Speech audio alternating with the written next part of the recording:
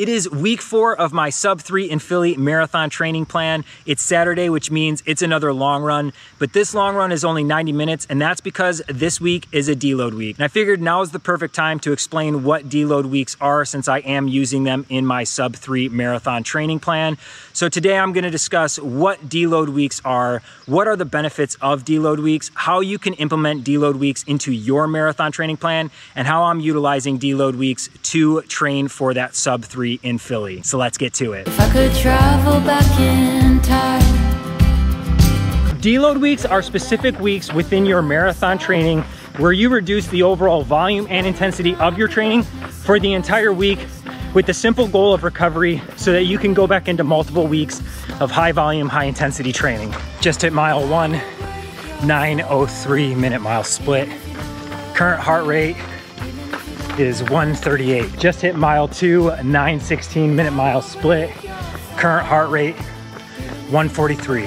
So the benefits of deload weeks are recovery, both physically and mentally, and injury prevention. So for recovery, reducing that overall volume and intensity for your training for the week just allows your body time to physically recover from all the multiple weeks of high volume, high intensity training that marathon training can bring. And then mentally, the same thing. Marathon training can be just as mentally fatiguing as it is physically. So giving yourself that deload week to kind of mentally reset just helps you avoid potential burnout and or overtraining, which is more the physical side. But deload weeks just allow you to avoid that overtraining and potential burnout from just going week after week after week of high volume, high intensity. So the deload just provides that. And then for injury prevention, kind of the same thing. Week after week of high volume, high intensity training will put a lot of stress and strain on your body. So implementing deload weeks throughout your training will just allow your body that time to recover and hopefully reduce some of that stress and strain so that you hopefully prevent an injury. Just hit mile 3, 9:46 minute mile split. Current heart rate 138. I am noticing an inherent flaw with these videos where I share my mile splits as well as my heart rate, because every time I talk on the GoPro, my heart rate elevates above zone 2, and then I spend the time off the GoPro basically trying to bring my heart rate back down. So my heart rate just going up and down the entire time, which is gonna affect my overall heart rate average, as well as give inconsistent metrics in my mile splits, because I'm slowing the mile splits down to try and get my heart rate back into that zone 2 for when I'm not talking. So these videos are almost counterintuitive to what I'm actually trying to do, and I'm gonna have to reevaluate how I do these videos in the future, because like I said, it's just giving inconsistent metrics. Just hit mile 4, 9:23 minute mile average. Current heart rate 142. So now that I've explained what deload weeks are, as well as some of the benefits, I want to go over how you would actually implement deload weeks into your marathon training. And I also want to preface by saying everyone is going to be unique in how they implement deload weeks. All the tips I'm giving are a generalization. Try it out, and if you feel you need to change anything, just adjust according to your experience level, fitness level, whatever kind of works for you. Like I said, this is just a generalization. So deload weeks should be done every 3 to 4 weeks. You can do up to 6 to 8, but I would say 4 weeks is a good starting point for anyone who's new and this might be their first time doing a deload week. As far as volume goes, you want to reduce the volume 10 to 30%. Again, you are going to know where you're at in your running journey and what experience level you are.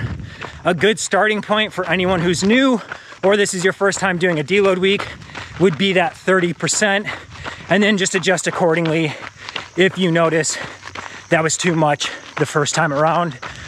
Intensity, no speed work at all. You can do optional strides, but again, if this is your first time doing a deload week or you're a newer runner, just avoid speed work altogether. Really focus on that recovery, both mentally and physically with the deload week. I just realized I missed mile 5 on my mile splits because I was talking about how to implement deload weeks. I'm pretty sure my heart rate was high because I was talking, and I don't know, the pace is probably like 9:30 or slower because I feel like I'm moving pretty slow right now. So one final thing I will say about deload weeks, give the deload week the entire week before making any adjustments like I had mentioned. So if you are new or just starting out, do your deload week on the 4th week, do it at that 30% reduction, no speed work. Give it the full week. Don't discount it or discredit it because it's 1 or 2 days in and you feel like it's not working. Give it the full week to see how it does, and then see how you bounce back into your high volume, high intensity for the next couple weeks, so those next 3 weeks. And then the next time the deload week would come around, so again, that 4th week, so it'd be like week 8 in your training plan, see how you felt, and then make those adjustments. Maybe you only need 20% reduction. Maybe you add in those optional strides. But just like I said, don't discredit the deload week too soon and make adjustments hastily without really giving it the time it needs to see if it's actually gonna work and help you recover both mentally and physically and help with that injury prevention. So just give it time and then make adjustments on the next deload week that comes around. Just hit mile 6, 9:25 minute mile split. Heart rate was 139. Just hit mile 7, 9:32 minute mile split. Current heart rate 135. And so with all of that said, here's how I'm utilizing deload weeks in my marathon training for that Sub-3 in Philly. So I'm gonna put up on the screen my final surge, which will show last week's training, this week, which is week 4, the deload week, and then next week's training as well. As you'll see, last week I did roughly 70 to 80 minutes easy runs. I did a progression run, so I think the last 10 minutes were at a quicker pace, roughly like a 6:10 to 6:20 if I remember correctly. And then the long run was 2 hours. This week, all of the runs have been reduced by roughly 20 minutes. I did some fast math on the percentage, and it averages out to be roughly 30% reduction in the overall volume.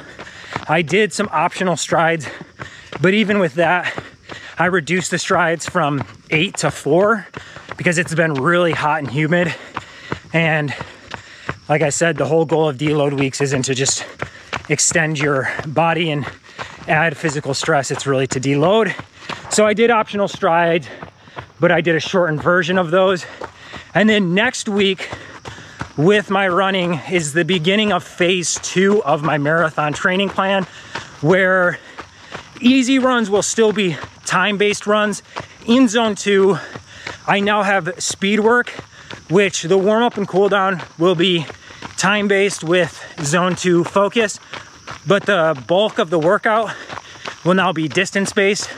I believe my first true distance-based workout is like Wednesday or Thursday, and it's a 400-meter interval, 16 repeats of that interval. It's gonna be a pretty intense workout. And then the long run will no longer be time-based long runs.